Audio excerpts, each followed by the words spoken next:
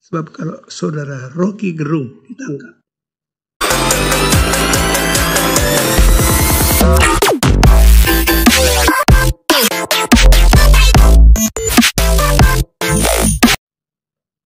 Bismillahirrahmanirrahim. Assalamualaikum warahmatullahi wabarakatuh.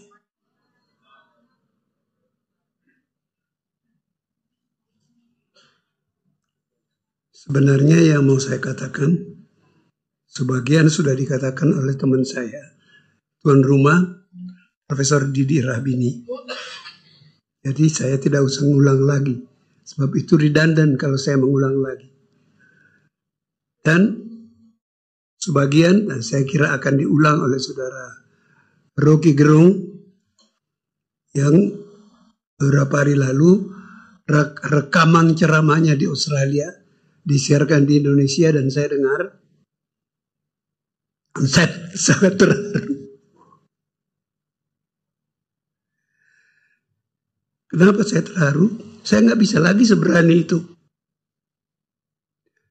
Tetangga duduk saya, Letnan Jenderal Purnawirawan Tarigan, tahu bahwa saya akan ulang tahun beberapa hari lalu, usia 80.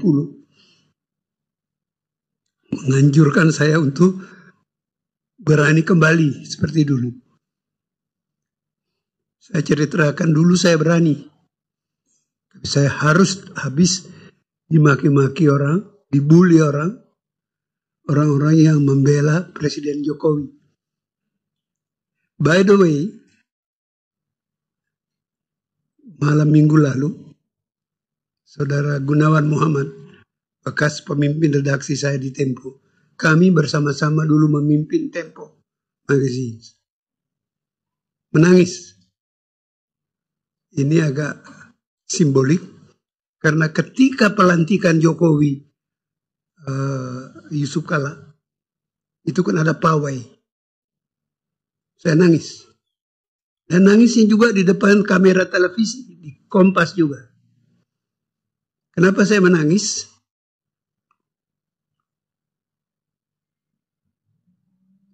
Saya teringat 10 tahun saya di Amerika selalu melihat pesta setelah pemilihan presiden. Dan saya bilang, di negeri saya kita gak pernah merayakan. Ketika Jokowi dan Yusuf Kala berpawai keliling Jakarta, saya terharu. Toh akhirnya bangsa saya merayakan terpilihnya pemimpin. Sedihnya ketika hari-hari terakhir Jokowi, teman saya Gunawan nangis di depan kamera TV. Apakah ini tanda bahwa awal dan akhir dimulai dengan tangis? Wallahu a'lam. Tapi begitulah. Ketika saya saya tidak melihat siaran pertama. Siaran kedua diulangi siaran itu. Dan saya nonton. Dan saya tiba-tiba teringat. Dulu sekian tahun lalu saya juga menangis. Lama penyiar TV itu menunggu saya selesai menangis. Saya agak malu waktu. Ketua begini kok nangis di depan orang banyak. Tapi untungnya waktu itu TV Kompas belum populer sekarang karena dia baru. Jadi saya cek teman-teman, nggak ada yang melihat saya menangis. Alhamdulillah.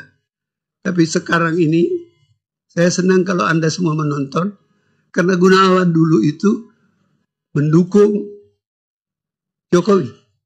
In a way, saya juga senang ketika Jokowi terpilih, sebab ini kan menarik dilihat riwayatnya. Saya lalu teringat bagaimana sejumlah pembesar presiden,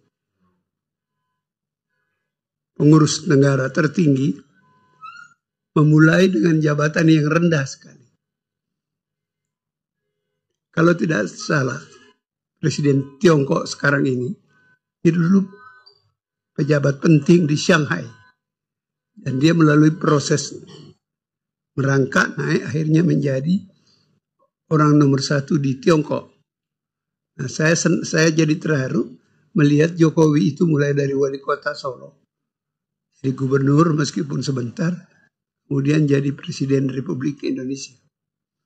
Itu alasan saya waktu itu. Tapi seperti yang dikatakan Saudara Gunawan di TV One itu, beliau sangat kecewa. Saya tidak terkejut kalau Saudara Gunawan kecewa. Seperti kebanyakan Anda semua. Terutama yang sudah berumur, kalau yang masih muda sekali, tidak melihat semua proses itu, Anda tidak akan terlalu kecewa. Karena itu seorang senior seperti Jenderal Tarigan, itu menyaksikan kita semua, termasuk generasi saya, yang berdemonstrasi tahun 65-66, itu bertanya kepada yang muda-muda, kok kalian tidak demonstrasi? Zamannya sudah lain, Pak.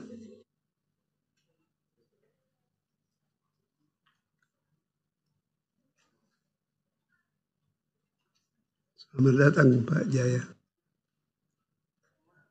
Hai, silakan datang. Oke, jadi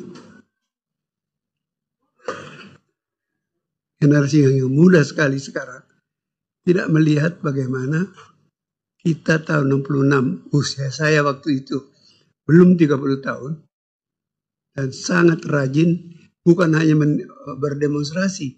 Saya dulu itu mengelola Radio Ampera yang punya siaran dari Tebet dan markas Kopassus di Magelang. Semua tokoh-tokoh yang melindungi itu, tokoh-tokoh militer yang melindungi itu sudah tidak ada sekarang.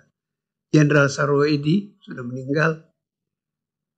Mayor Jenderal Purnawirawan Suweno di Magelang, Komandan Batalion Kopassus, itu menyediakan tempat buat kita, dan kita mempunyai pemancar kecil dari Magelang.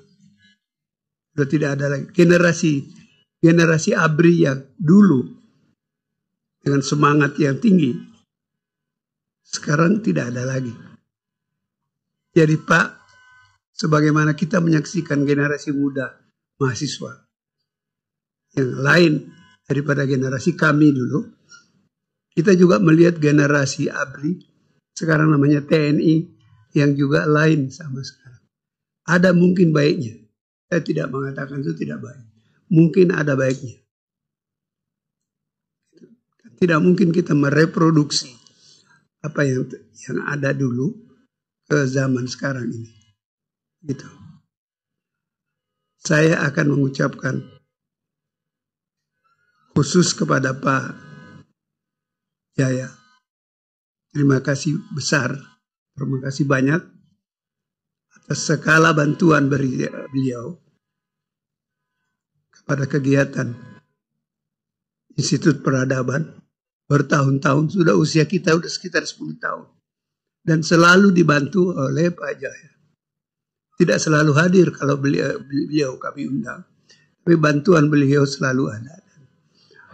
Atas nama saya dan semua teman-teman, kami mau mengucapkan terima kasih kepada Anda, Pak Jaya. Dan kepada lembaga Anda. Saya kira saya mau mengucapkan selamat datang kepada Anda semua, terutama yang muda-muda. Yang mudah-mudahan mendapat berkah rahmat dari kegiatan kami ini, supaya kegiatan seperti ini bisa Anda reproduksi untuk masa-masa yang akan datang. Kami semua sudah berusia tua. Sudah Institut Peradaban itu sudah 10 tahun lebih, saya kira. Kami berharap Anda-Anda yang muda-muda bisa melanjutkan kegiatan seperti ini, supaya semangat ini tidak padam. Lilin-lilin ini jangan tertiup angin sehingga hilang. Tadi saya kira yang dikemukakan oleh Pak Didi Rabini mengutip ucapan seorang pemenang hadiah Nobel, begitu ya tadi ya. Melihat bahwa demokrasi itu 3 tingkat dan kita tidak tahu kita tingkat di mana sekarang. Kita harus bergerak, jangan dia padat, jangan dia habis. Di antara Anda yang muda, tidak mengalami zaman ketika praktis tidak ada demokrasi. Salah satu saksi yang masih hidup di sini adalah Pak Dipo Alam. Beliau ini adalah alumnus Kampus Kuning. Kampus Kuning itu tahanan para tokoh-tokoh mahasiswa yang tidak disenangi oleh pemerintah pusat pada waktu itu. Itu adalah contoh yang praktis, jelas bagaimana demokrasi disingkirkan. Oleh sebab itu, Pak Dipo Alam sangat aktif pada usianya yang 70-an pada kegiatan Institut Peradaban dengan harapan bahwa pengalaman pahit beliau dan teman-temannya tidak perlu dialami oleh generasi Anda semua dan adik-adik dan anak-anak Anda di masa yang akan datang. Dalam rangka itulah kami mengundang saudara